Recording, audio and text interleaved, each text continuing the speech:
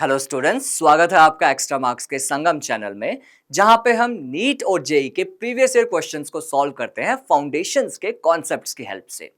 अब देखिए, पिछली क्लास में हमने स्टडी किया था आइसोटोप, एवरेज एटॉमिक मास और मोल कॉन्सेप्ट के बारे में।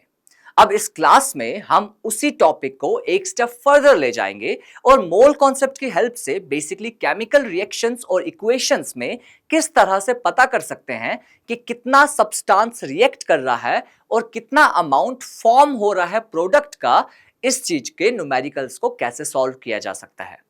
स्टूडेंट्स, इसी कॉन्सेप्ट को और इसी ब्रांच ऑफ केमिस्ट्री को जिसमें हम बेसिकली रिएक्टेंट्स ऑफ प्रोडक्ट्स के क्वांटिटेटिव एनालिसिस करते हैं, क्वांटिटेटिव रिलेशनशिप को पढ़ते हैं, उसे कहते हैं स्टोइशियोमेट्री। तो तीन चीजें हमें इस क्लास में समझनी होंगी। स्टोइशियोमेट्री क्या है, लिमिटिंग रिएजेंट क्या है और एक्सेस रिएजेंट क्या है।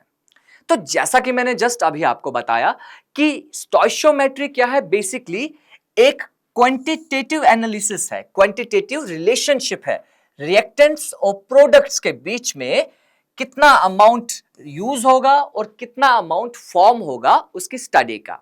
तो the branch of chemistry that calculates the quantitative relationship between reactants and products in a chemical reaction is called stoichiometry.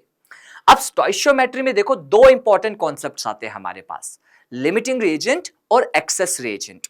अब इसी के बारे में थोड़ा सा जानते हैं, डिस्कस करते हैं। अब देखिए, आपने 9th क्लास में ना एक लॉज ऑफ केमिकल कॉम्बिनेशन में एक पर्टिकुलर लॉ पढ़ा होगा जो था लॉ ऑफ डेफिनेट प्रोपोर्शंस। अब लॉ ऑफ डेफिनेट प्रोपोर्शंस हमें बताता क्या है कि यही कि जब भी कोई केमिकल कंपाउंड फॉर्म होगा ना, तो कौन से एलिमेंट से मिलके बना होगा और उनके कितने एटम्स होंगे या उनका मासेस का रेशो क्या होगा, वो हमेशा फिक्स रहता है। ठीक। अब इसका मतलब जब भी कोई रिएक्शन होगी तो उसमें किसी सब्सटेंस का कितना अमाउंट यूज होगा और किसी सब्सटेंस का कितना अमाउंट बनेगा, वो हमेशा फिक्स होगा। लेकिन जब हम लैब्स में या practical day to day life में इन रिएक्शंस को करते हैं, तो बहुत केसेस में हम उनके अमाउंट को कैलकुलेट करके या उस मास रेशो में नहीं लेते। ठीक है। अब हम मासेस लेते हैं जनरली किसी और टर्म्स में, किसी और वैल्यूज में। हो सकता है कि जैसे वाटर के फॉर्मेशन में जो मास रेशो हाइड्रोजन और ऑक्सीजन का होता है ना, वो होता है 1:8। लेकिन बाय चांस अगर आप कभी लैब में वाटर फॉर्म कर रहे हैं हाइड्रोजन और ऑक्सीजन की रिएक्शन से, तो हम सिर्फ 1 ग्राम हाइड्रोजन और 8 ग्राम ऑक्सीजन लेके तो रिएक्शन नहीं करेंगे, है ना। हो सकता है हाइड्रोजन का अमाउंट 100 ग्राम हो, 100 मिलीलीटर हो, या कुछ भी दूसरे किसी भी अमाउंट के टर्म्स में लिया जा सकता है। अब इसी चीज को पढ़ने का, इसी चीज को समझने के लिए जो कॉन्सेप्ट हमारा यूज हो रहा है वो है स्टोइशियोमेट्री। अब होता क्या है, देखो कि हो सकता है, मान लो मैंने दो सब्सटेंस की रिएक्शन करवाई। ठीक है, मान लो मैंने दो सब्सटेंस की रिएक्शन करवा ली, ए और बी, इन जनरल मान लेते हैं अभी के लिए। अब हो सकता है ए जो है ना, वो रिएक्शन खत्म होने पे पूरी तरह कंज्यूम हो गया। मतलब अगर मान लीजिए उसका 10 ग्राम लिया गया था, तो 10 का 10 ग्राम जो है वो रिएक्शन में यूज हो चुका है और अब उसका जो अमाउंट बचा है वो कितना है, 0।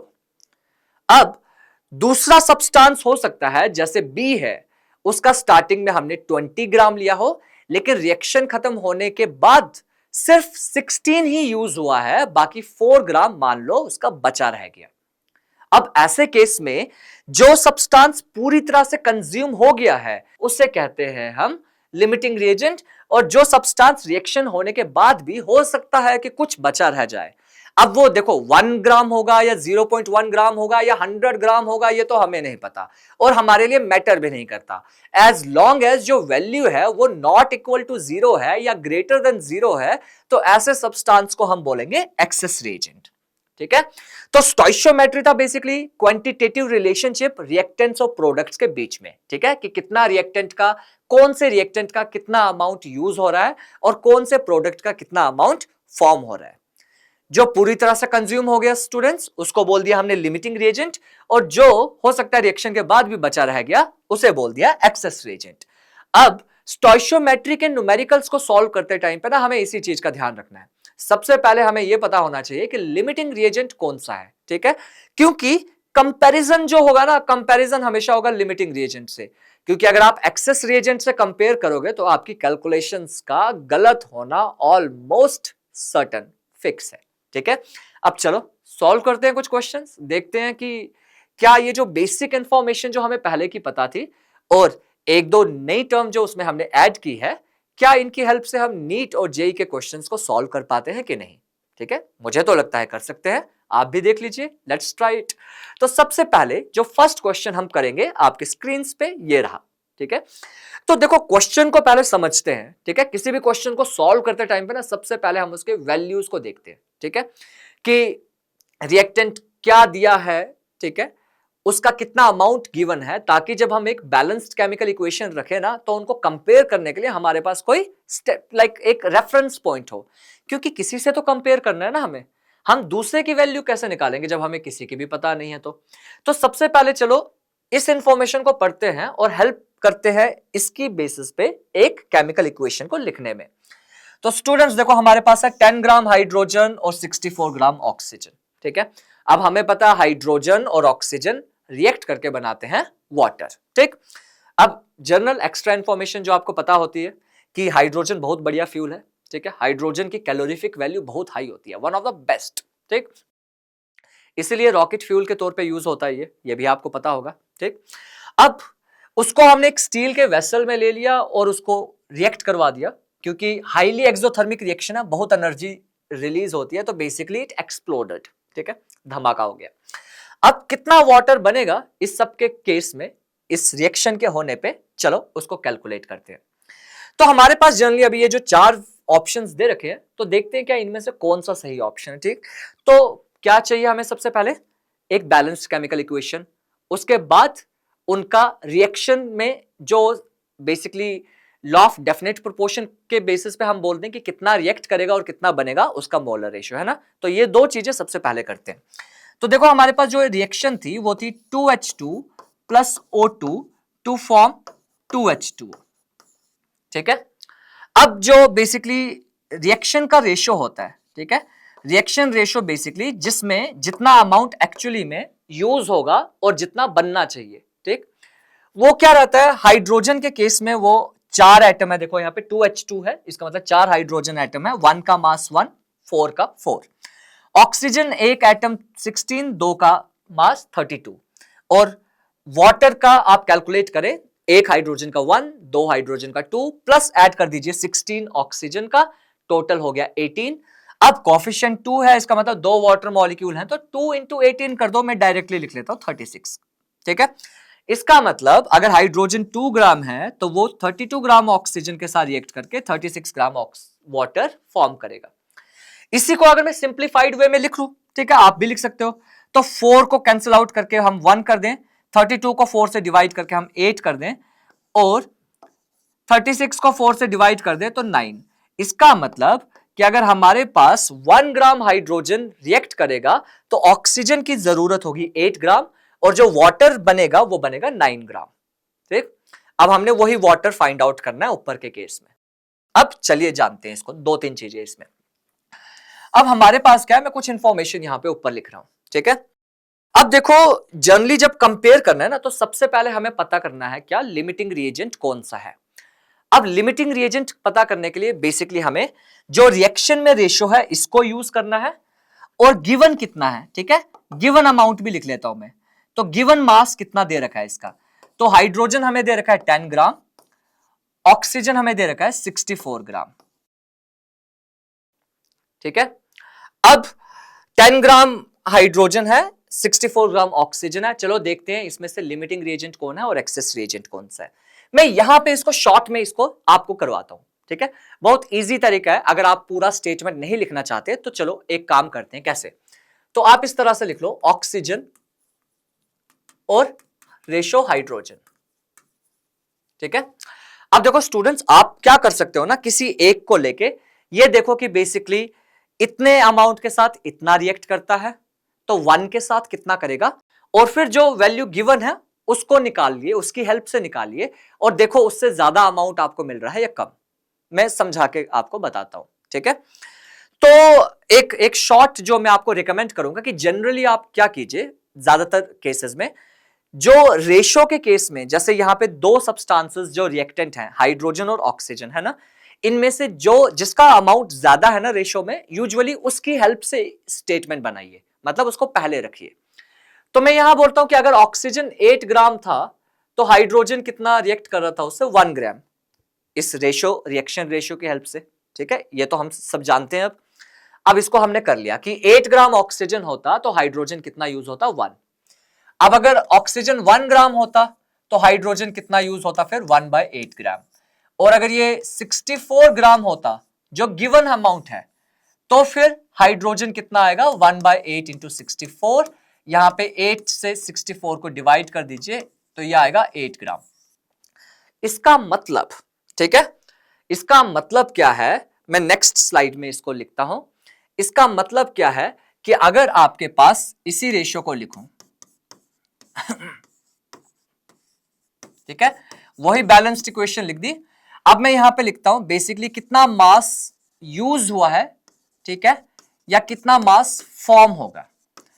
तो इसका मतलब अगर 64 ग्राम ऑक्सीजन अगर आपका यूज हो गया ना, जैसे देखो अभी हमने यहां लिखा कि अगर ऑक्सीजन 64 होगा, 64 ही क्यों लिया, क्योंकि क्वेश्चन में पूछा ही 64 के लिए, तो हाइड्रोजन 10 में से सिर्फ कितना यूज होगा, 8।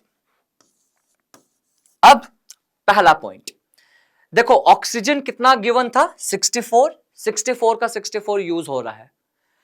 हाइड्रोजन कितना गिवन था, 10, लेकिन 10 में से सिर्फ 8 यूज हो रहा है। इसका मतलब हाइड्रोजन एक्स्ट्रा है। तो हाइड्रोजन जो हमारा है यहां किसकी तरह काम करेगा, एक्सेस रिएजेंट। और ऑक्सीजन क्योंकि वो पूरा कंज्यूम हो रहा है तो यह है लिमिटिंग रिएजेंट।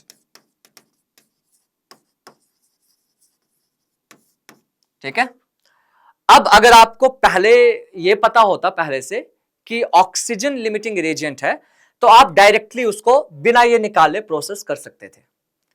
अब लेकिन हमने क्या कर दिया कि हाइड्रोजन का एक्चुअल अमाउंट कितना रिएक्ट करेगा वो भी फाइंड आउट कर दिया। ठीक है, अब आप दो चीजें कर सकते हो इसमें, या तो आप इनमें से किसी को भी यूज करके कंपेयर करो कि वाटर का कितना नॉर्मली बनता था। जैसे आप ये बोल सकते हो कि 1 ग्राम हाइड्रोजन से 9 ग्राम वाटर बनता था, या फिर 8 ग्राम ऑक्सीजन से 9 ग्राम वाटर बनता था, तो फिर जितना यूज हो रहा है उससे कितना बनेगा वो निकाल सकते हो। या फिर दूसरा और सिंपल ऑप्शन होता है आपके पास कि अगर आपको जो रिएक्टेंट्स हैं उनका एक्चुअल आपने मास निकाल दिया ना कि कितना यूज हो रहा है, तो प्रोडक्ट का मास क्या होगा, उनके बराबर। तो आप सिंपल, अगर आप कंपेयर नहीं करना चाहते, सेम इस तरह से इक्वेशन नहीं लिखना चाहते, तो आप सिंपल ये लिख सकते हो कि मास ऑफ वाटर फॉर्म्ड, ठीक है, कितना वाटर फॉर्म्ड होगा वो किसके बराबर होगा, बेसिकली हाइड्रोजन और ऑक्सीजन के मास के। ठीक है, mass of hydrogen consumed plus mass of oxygen consumed. ठीक है, बेसिकली हमने क्या कर दिया, लॉ ऑफ कंजर्वेशन ऑफ मास को यहां पे डायरेक्टली अप्लाई कर दिया। ठीक है, तो रिएक्टेंट का मास हमें पता है, total mass of reactants, product simple एक ही प्रोडक्ट है, तो जो भी मास रिएक्टेंट का टोटल होगा वही प्रोडक्ट में जाके कन्वर्ट होगा। तो यहां पे लिख लेते हैं हम इसको। तो हमारा ऑक्सीजन यूज हो रहा है 64, हाइड्रोजन यूज हो रहा है सिर्फ 8। ठीक, अब 8 प्लस 64 कितना हो गया, 72 ग्राम्स। ठीक है, 72 ग्राम, इसका मतलब वाटर बनेगा। लेकिन हमें क्वेश्चन में क्या पूछा गया था ना, मोल्स, हमें मास नहीं पूछा। तो जैसा हमने प्रीवियस सेशंस में भी किया था ना कि आपको मोल पता है तो आप मास में कन्वर्ट कर सकते हो, तो लगा लो फॉर्मूला दोबारा से, है ना, ज्यादा मुश्किल तो नहीं है। इसी को मास में चेंज करते हैं। तो हमने मोल्स का फॉर्मूला लिखा, नंबर ऑफ मोल्स का फॉर्मूला होता था, जैसे मान लो वाटर के केस में निकालने हैं तो उसका मास होगा कि गिवन मास कितना है वाटर का और मोलर मास कितना है। ठीक, अब गिवन मास 72 यहां पे हमने निकाला कि 72 ग्राम वाटर बन रहा है, और वाटर का मोलर मास एक H2O मॉलिक्यूल का क्या होता है, 18। अब 18 को मतलब 18 से आप डिवाइड कर दो, किसको डिवाइड करना है, 72 को। तो 72 डिवाइड बाय 18 करेंगे तो यह हमारे पास आ जाएगा 4 मोल। ठीक, अब ऑप्शंस में आपको वापस दिखाऊं, ठीक है, ऑप्शंस में वापस आपको दिखाऊं तो ऑप्शंस है हमारे पास 3 मोल, 4 मोल, 1 मोल और 2 मोल। तो आंसर क्या हुआ हमारा 4 मोल। ठीक है, तो वापस मैं एक बात बता रहा हूं, जब भी इस तरह का क्वेश्चन आए पहले एक बैलेंस्ड केमिकल इक्वेशन लिखिए। ठीक है, रिएक्शन में क्या रेशियो है बेसिकली वो आप देखो केमिकल इक्वेशन की हेल्प से, बैलेंस्ड केमिकल इक्वेशन की हेल्प से आप निकाल सकते हो, लिख सकते हो मोल्स की टर्म्स में या मास के टर्म्स में या मॉलिक्यूल्स की टर्म्स में कि कितना रिएक्ट करेगा और किससे करेगा। ठीक है, अब उसी की हेल्प से फिर आप निकालो लिमिटिंग रिएजेंट कौन सा है।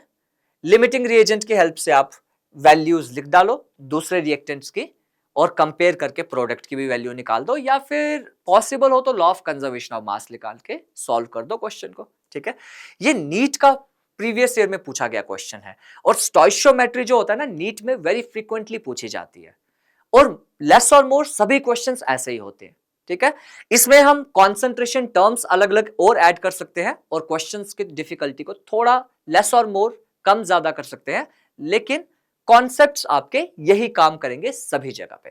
ठीक, चलो नेक्स्ट आते हैं हमारे पास अगले क्वेश्चन पे। ठीक है, तो अगला क्वेश्चन है हमारे पास ये आपके स्क्रीन पे। तो हमें कह रहा है कि लेड क्लोराइड का कितना मास जो है, सॉरी मोल्स कितने हैं, कितने मोल बनेंगे लेड क्लोराइड के जब हमारा लेड ऑक्साइड 6.5 ग्राम रिएक्ट करेगा 3.2 ग्राम HCl के साथ। ठीक है, अब सबसे पहले हमें क्या लिखना है, एक बैलेंस्ड केमिकल इक्वेशन। मैं यहां पे सेम काम करता हूं, तो लिख लीजिए कि PbO ये रिएक्ट करेगा HCl के साथ और क्या बनाएगा, आपको पता है रिएक्शन इसमें क्या होगा, लेड हाइड्रोजन को हटाएगा तो ये बनाएगा PbCl2 प्लस H2O। अब यहां पे 2 लगा देते हैं बैलेंस करने के लिए और आप देखेंगे कि रिएक्शन बैलेंस हो चुकी है। ठीक है, और जस्ट इन केस अगर आपको याद ना हो तो लेड का मास भी यहां पे 207 दे रखा है। अब सॉल्व करते हैं। ठीक है, सबसे पहले मैंने आपको क्या बोला, क्या करना है कि रिएक्शन में जो रेशियो है उसको निकालना है ना, तो लिख लेते हैं। चलो, तो रिएक्शन का जो रेशियो है मास की टर्म्स में या मोल की टर्म्स में उसको लिखते हैं, तो मैं यहां पे मास की टर्म्स में लिख लेता हूं। लेड का मास क्या है 207। ठीक है, ऑक्सीजन का क्या होता है 16। ठीक है, 7 6 13, 1 के ऊपर 2 और 2, तो ये बन जाएगा 223। तो इसका मतलब 223 ग्राम लेड ऑक्साइड जो है वो रिएक्ट करेगा कितने HCl के साथ, तो एक HCl में देखो हाइड्रोजन का मास 1, क्लोरीन का 35.5, तो 35.5 प्लस 1 36.5। अब 2 मॉलिक्यूल हैं तो 2 से मल्टीप्लाई कर दें तो वो ऑटोमेटिकली बन जाएगा 73 ग्राम्स। ठीक है, अब 223 ग्राम लेड ऑक्साइड रिएक्ट करेगा कितने 73 ग्राम हाइड्रोक्लोरिक एसिड HCl के साथ और बनाएगा PbCl2। PbCl2 में चलो सेम चीज करते हैं, लेड का मास 207 और क्लोरीन का मास स्टूडेंट होता है 35.5, डबल कर दो क्योंकि 2 एटम है तो 71 और 71 इसमें ऐड कर दो तो आपका क्या होगा ये 278। ठीक है, अब वाटर कितना बनेगा, एक मॉलिक्यूल है, आप जैसे हमने पीछे भी कैलकुलेट किया था, एक वाटर मॉलिक्यूल का मास होता है 18। अब क्वेश्चन में गिवन कितना है उसको निकालते हैं। ठीक है, मतलब डायरेक्टली लिखते हैं, निकालना तो नहीं है गिवन को, गिवन तो दिया हुआ है। अब हमारे पास लेड ऑक्साइड दिया है 6.5 ग्राम और HCl दे रखा है आपको 3.2 ग्राम। ठीक, चलो अगेन जैसा आपने पीछे किया था पिछले क्वेश्चन में, हमने पहले देखना है कि इसमें लिमिटिंग रिएजेंट कौन सा है। ठीक है, तो एक सब्सटेंस उठाते हैं, तो मान लो क्योंकि ज्यादा अमाउंट में मुझे लेड ऑक्साइड दिख रहा है तो मुझे ऐसा लगता है कि लेड ऑक्साइड से इजीली निकल सकता है, तो लेड ऑक्साइड की हेल्प से कंपेयर करते हैं। तो बेसिकली मैं यहां पे लिखता हूं लेड ऑक्साइड और HCl का बेसिकली रेशियो है ना। अब अगर लेड ऑक्साइड 233 ग्राम था, सॉरी 223 ग्राम था, तो HCl कितना है यहां पे 73 ग्राम। अब 1 ग्राम होता तो HCl होता 73 बाय 223 और अगर ये 6.5 ग्राम है तो ये कितना हो जाएगा 73 अपॉन 223 इंटू 6.5। ठीक है, इसको अगर आप सॉल्व करेंगे, ठीक, अगर इसको मैं सॉल्व करूं तो ये वैल्यू मैं यहां देखूं तो ये 73 इंटू 6.5 अगर करूं तो ये आएगा अराउंड 400 समथिंग, 4 समथिंग। तो बेसिकली 223 से डिवाइड करने पे ये वैल्यू 2 पॉइंट समथिंग आएगी। ठीक है, तो मैं यहां पे लिख लेता हूं बेसिकली 2 पॉइंट समथिंग ये वैल्यू अप्रोक्सीमेट आएगी। ठीक है, इतना भी रख सकते हैं अभी इसको। अब हमें कितना गिवन है, HCl 3.2 ग्राम, लेकिन रिएक्ट 6.5 के साथ कितना करेगा, 2 पॉइंट समथिंग। अगर मैं आपको बोलूं तो आई गेस ये वैल्यू 2.78 के अराउंड रहेगी, या आप कैलकुलेट करके आप भी देख सकते हो अपने एंड पे। ठीक है, अब चाहे 2.78 हो या 2.5 हो या 2.4 हो, कुछ भी वैल्यू हो, वो है तो किससे कम, जो गिवन है उससे कम है। इसका मतलब जितना HCl दिया था वो पूरा का पूरा कंज्यूम नहीं हो रहा, उसमें से कुछ बच जा रहा है। तो HCl क्या आ गया आपका, एक्सेस रिएजेंट। और लेड ऑक्साइड पूरा रिएक्ट हो जा रहा है, तो ये क्या आ गया, लिमिटिंग रिएजेंट। ठीक, अब अगर आपको HCl की एग्जैक्ट वैल्यू कितना यूज हो रहा है वो निकालना है तो आप निकाल सकते हो, नहीं तो आप लिमिटिंग रिएजेंट की हेल्प से डायरेक्टली मैं निकाल सकता हूं लेड क्लोराइड PbCl2 का अमाउंट, क्योंकि वो हमें पता करना है। अब देखो सिंपल वैसा ही कंपैरिजन में यहां पे करता हूं दोबारा। ठीक है, तो मैं यहां डायरेक्टली बस शॉर्ट में लिख लेता हूं PbO और PbCl2 का कंपैरिजन करते हैं। ठीक है, तो अगर हमारे पास 223 होता लेड ऑक्साइड 223, तो PbCl2 कितना बनता हमारे पास 278। ठीक, और अगर 1 होगा तो 278 बाय 223, और ऑटोमेटिकली 6.5 के लिए कितना बनेगा, 278 बाय 223 इंटू 6.5। ठीक है, 278 में आगे लिख लेता हूं, 278 बाय 223 इंटू 6.5। ठीक है, इतना ग्राम PbCl2 बनेगा। ठीक, अब हमें ग्राम्स तो नहीं चाहिए यहां पे भी, है ना। क्वेश्चन में दोबारा से क्या पूछ रखा है, मोल्स। अब एक काम करते हैं, आप चाहो तो यहीं पे इसको सॉल्व कर सकते हो, लेकिन क्योंकि मोल में करना है और मुझे पता है कि ये चीजें और ज्यादा इजी हो जाएंगी अगर मैं इसको ऐसे ही रहने दूं, तो ऐसे ही रहने देते हैं अभी इसको। ठीक है, तो मैं नंबर ऑफ मोल्स निकालता हूं पहले PbCl2 के। ठीक है, तो मैंने यहां PbCl2 के नंबर ऑफ मोल्स निकालने के लिए क्या किया, गिवन मास बेसिकली जो रिएक्शन में बना है उसको ये लिख देता हूं मैं 278 इंटू 6.5 बाई 223, डिवाइड कर दूं मैं उसके मोलर मास से जो था 278। ठीक, अब इसको मैं लिख दूं 278 इंटू 6.5, ये 223 भी नीचे आ गया डिनोमिनेटर में, इंटू 278। अब मैंने देखो इसको यहां पे डायरेक्टली रहने क्यों दिया, इसको मैंने कैंसिल आउट क्यों नहीं किया, क्योंकि यहां पे 278 और 278 को आप डायरेक्टली कैंसिल आउट कर सकते हो, तो चीजें आपके लिए इजी हो गई। और उसके बाद अगर मैं यहां पे इसको लिखूं तो ये बन जाएगा 6.5 डिवाइड बाय 223। ठीक है, अब स्टूडेंट्स अगर इसको हम थोड़ा सा अगर इसको कैलकुलेट करें तो 6.5 को जो 223 के साथ डिवाइड करेंगे ना, तो आप अपने एंड पे भी कर सकते हैं। ये कैलकुलेशन आएगी लगभग, क्योंकि अगर हम सॉल्व करें तो पहले एक डेसिमल पॉइंट आगे आएगा, फिर एक और जीरो लगाने पे एक और जीरो नीचे आएगा, 650 बनेगा, और 223 को करें तो अप्रोक्सीमेटली 272829 कुछ ऐसे वैल्यू आएगी। तो मैं लिख लेता हूं अप्रोक्सीमेटली 0.028। ठीक है, आप चाहो तो एग्जैक्ट कैलकुलेशन आप निकाल सकते हो हाथ से। ठीक है, कोशिश कीजिए खुद कैलकुलेशंस को करने का, क्योंकि एग्जाम में आपको कैलकुलेटर्स अलो नहीं होंगे, फोन अलो नहीं होंगे, तो इनकी आदत डालिए। ठीक है, अब मैं वापस आता हूं तो देखो जो हमने कर रखा था उसमें ऑप्शंस में क्या दिया है, 0.028 के अराउंड कोई अप्रोक्सीमेट वैल्यू है, 0.029 है ना। तो ये हो गया हमारा सॉल्व सेम मेथड की हेल्प से। ठीक, अब एक क्वेश्चन मैं आपको और सॉल्व करवा रहा हूं, जहां पे हम बेसिकली क्या करेंगे, एक नया कॉन्सेप्ट जो हमें पता होता है वैसे, ठीक है, तो उसका आइडिया तो हमें होता है, लेकिन क्योंकि अब उसे सेपरेट टर्म की फॉर्म में हमें लिख दिया होता है या मेंशन कर दिया होता है, तो उसको यूज करते हैं स्टोइशियोमेट्री में ही। और चलो करते हैं सिंपल क्वेश्चन, एक एडिशनल पॉइंट उसमें ऐड करके।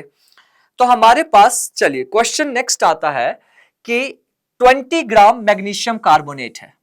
ठीक है, तो 20 ग्राम मैग्नीशियम कार्बोनेट का सैंपल है, जब उसको हीट कर रहे हैं तो हमें मिल रहा है कार्बन डाइऑक्साइड और मैग्नीशियम ऑक्साइड। तो बेसिकली मैं यहां लिख दे रहा हूं, जो रिएक्शन होती है वो होती है MgCO3 और ये टूट के बनाता है MgO प्लस CO2। ठीक है, अब देखो कि सबसे पहली बात, अब रिएक्शन में कितना यूज होगा उसको तो लिखते हैं। ठीक है, जो रिएक्शन में एक्चुअल में रेशो क्या होता है उसको लिखते हैं। तो रिएक्शन रेशो लिखते हैं मास की टर्म्स में। अब मैग्नीशियम का मास 24, कार्बन का 12, ऑक्सीजन का 16 इंटू 3 48, और अगर आप इसको पूरे को करो 8 to 10 प्लस 4 14, 1 पर 4 5 6 7 8 84 ग्राम। ठीक है, MgO में मैग्नीशियम 24, ऑक्सीजन 16, दिस बिकम्स 40 ग्राम, और कार्बन डाइऑक्साइड का मास होता है 44 ग्राम। अगेन अगर आप देखें तो total mass of reactants is equal to total mass of products, which again basically justifies the law of conservation of mass हमारे लिए यहां पे भी। अब स्टूडेंट्स क्वेश्चन में थोड़ा सा एक फोकस करेंगे। ठीक है, क्वेश्चन को समझेंगे। तो बेसिकली हमें बोला क्या गया है ना कि मैग्नीशियम कार्बोनेट को जब तोड़ रहे हैं तो जो मैग्नीशियम ऑक्साइड और कार्बन डाइऑक्साइड मिल रहा है, ठीक है, उसमें मैग्नीशियम ऑक्साइड की वैल्यू है 8 ग्राम और हमें पूछ रहा है परसेंटेज प्यूरिटी। ठीक है, अब थोड़ा सा दिमाग लगाते हैं यहां पे। अगर हमें देखो परसेंटेज प्यूरिटी पूछ रहा है ना, इसका मतलब पूरा का पूरा, मतलब 20 ग्राम जो है वो पूरा का पूरा मैग्नीशियम कार्बोनेट नहीं है। ठीक है, उसमें कुछ इंप्यूरिटी भी मिली हुई है।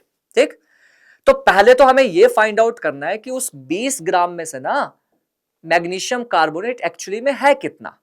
ठीक है, और फिर एक्चुअल कितना है और दिया कितना है डिवाइड करके 100 से मल्टीप्लाई कर देंगे, तो जैसे परसेंटेज निकालते हैं ना बेसिकली वैसे निकालेंगे और परसेंटेज प्यूरिटी हमारे पास सिंपली आ जाएगी वहां पे। अब देखो ऐसे केस में एक बढ़िया तरीका क्या होता है ना सॉल्व करने का, आप उल्टा चलिए। तो बेसिकली अगर आपको प्रोडक्ट पता है कितना है, ठीक है, जैसे हमें उसने 8 ग्राम बोल रखा है, तो प्रोडक्ट हमें 8 ग्राम है, तो हम ये पता करते हैं कि 8 ग्राम होने के लिए मैग्नीशियम कार्बोनेट कितना यूज हुआ होगा। क्योंकि अगर हमें 8 ग्राम मिल रहा है मैग्नीशियम ऑक्साइड, तो मैग्नीशियम कार्बोनेट एक्चुअली कितना था उसके अंदर, निकालते हैं। ठीक है, बहुत सिंपल क्वेश्चन है, चलिए देखते हैं इसको। अब मैं यहां पे एक बार सॉल्व करता हूं इसको, तो मैं यही रेशियो लेता हूं। ठीक है, तो मैं पहले मैग्नीशियम ऑक्साइड लिख लेता हूं और उससे कंपेयर करता हूं मैग्नीशियम कार्बोनेट को, क्योंकि वैल्यू तो हमें इसकी निकालनी है ना यहाँ पे, तो जिसकी निकालनी है उसको बाद में रख दीजिए। अब मैग्नीशियम ऑक्साइड कितना था रिएक्शन में, बेसिकली कि 40 ग्राम मिलता है आपको रिएक्शन रेशियो में जो है उसकी हेल्प से। 40 ग्राम मैग्नीशियम ऑक्साइड के लिए आपको मैग्नीशियम कार्बोनेट कितना चाहिए होगा, 84 ग्राम। ठीक, तो इसका मतलब अगर आपको 40 ग्राम मैग्नीशियम ऑक्साइड चाहिए तो आपको मैग्नीशियम कार्बोनेट चाहिए होगा 84। तो 1 ग्राम के लिए कितना चाहिए था, 84/40, और एक्चुअली में कितना मिल रहा है 8, तो 8 ग्राम के लिए कितना बेसिकली यूज हुआ होगा, 84/40 इंटू 8, ये देखो 4 5 40। अब 84 डिवाइड बाय 5, अब क्या होता है 84 डिवाइड बाय 5 करते हैं। ठीक है, ये तो इजी कैलकुलेशन है, निकाल सकते हैं आप, लेकिन फिर भी चलो निकाल देते हैं। तो 5 1 5, ठीक है, 3 रहा नीचे। ठीक है, फिर उसके बाद 4 भी आया। ठीक है, तो बेसिकली 5 1 5 क्या बाकी आया, सॉरी 3 नीचे, फिर 4 भी आया 34, 5 6 30, और फिर भी 8 बच गया। ठीक, सॉरी 4 बच गया, तो 5 8 40 डॉट करके, तो ये बेसिकली हुआ 16.8 ग्राम। इसका मतलब कि अगर आपको मैग्नीशियम ऑक्साइड जो एक्चुअल है अगर वो 8 ग्राम मिल रहा है, तो इसका मतलब मैग्नीशियम कार्बोनेट कितना था, सिर्फ 16.8 ग्राम। ठीक है, अब इनिशियली कितना है 20। ठीक है, इसका मतलब उस 20 में से मैग्नीशियम कार्बोनेट की एक्चुअल वैल्यू सिर्फ 16.8 ग्राम है। ठीक है, अब इसी को बोलते हैं, ठीक है, इसी के टर्म्स में निकालते हैं परसेंटेज प्यूरिटी। तो परसेंटेज प्यूरिटी का मतलब होता है कि एक्चुअल कितना है, ठीक है, actual amount divide by given amount, और स्टूडेंट्स परसेंटेज है तो जैसा मैंने आपको बोला है परसेंटेज का मतलब ही होता है आउट ऑफ 100, तो मल्टीप्लाई कर लीजिए सेम फॉर्मूला को 100 से। अब एक्चुअल अमाउंट जो है हमारा वो था 16.8। ठीक है, और डिवाइड करते हैं, गिवन अमाउंट जो दिया था वो था 20 इंटू 100, ये 25 जा 100 कर दिया। अब इसको सिंपल मल्टीप्लाई कर दीजिए, 5 8 जा 40, 4 कैरी ऊपर, 5 6 जा 30, 34, 3 ऊपर, 5 1 जा 5 और 3 8। तो ये बेसिकली है 84%। ठीक है, अब आप ऑप्शंस में देखें तो ऑप्शन सी देखो हमारे पास कितना है, 84%। ठीक है, तो स्टूडेंट्स यही था हमारे पास आज, जहां पे हमने क्या किया ना, देखो जो प्रीवियस क्लासेस में हमने मोल कॉन्सेप्ट पढ़ा था या हमने बैलेंस केमिकल इक्वेशन जो पढ़ी होती है 9th-10th में, इन टॉपिक्स को यूज किया, न्यू टर्म्स बस इंट्रोड्यूस की है। ठीक है, हमने कोई नया टॉपिक ऐड नहीं किया इसमें, हमने बेसिक वही चीजें जो फाउंडेशन में पढ़ी होती हैं उन टॉपिक्स को, उन कॉन्सेप्ट्स को लिया और बस इक्वेशन में हमने उनको निकालने के तरीके को बस समझा। और उन तरीकों को समझने से हमने नीट और जेई के प्रीवियस ईयर क्वेश्चंस को बहुत इजीली सॉल्व कर लिया। ठीक है, अब जरूरत थी बस हमें किस चीज की, प्रैक्टिस की। तो प्रैक्टिस करते रहिए और एग्जाम्स की, कॉम्पिटिटिव एग्जाम्स जो आप आगे जाके देंगे उनकी तैयारी अभी से शुरू कर लीजिए। ठीक है, क्योंकि जब किसी भी चीज को अचीव करना होता है ना, तो उसको प्रिपेयर करना शुरू से पड़ता है, क्योंकि अगर आप लास्ट मोमेंट पे करेंगे ना तो फिर आपके पास कंपटीशन बहुत होगा, बहुत लोग होंगे आपके साथ कॉम्पीट करने को। तो लेट्स मेक श्योर आपको एक पहले से ही कुछ एज मिले। ठीक है, आपकी तैयारी पहले से इतनी बढ़िया हो कि जब आप वहां पे जाएं तो आप इन चीजों को पहले से समझते हो और आप डिफिकल्ट चीजों पे ज्यादा एफर्ट कर सकें, या ऐसे न्यू टॉपिक्स जहां पे आपको ज्यादा टाइम की जरूरत है उनको ज्यादा टाइम दे सके। ठीक है, तो यहीं पर खत्म करते हैं आज का हम ये लेक्चर। ठीक है, thank you everyone, have a nice day. And इसी तरह से फाउंडेशन के कॉन्सेप्ट्स को यूज करके जेईई नीट के क्वेश्चंस को अगर आप चाहते हैं सॉल्व करना और समझना, तो लाइक, फॉलो और सब्सक्राइब कीजिए एक्स्ट्रा मार्क्स के फाउंडेशन चैनल को। Thank you everyone.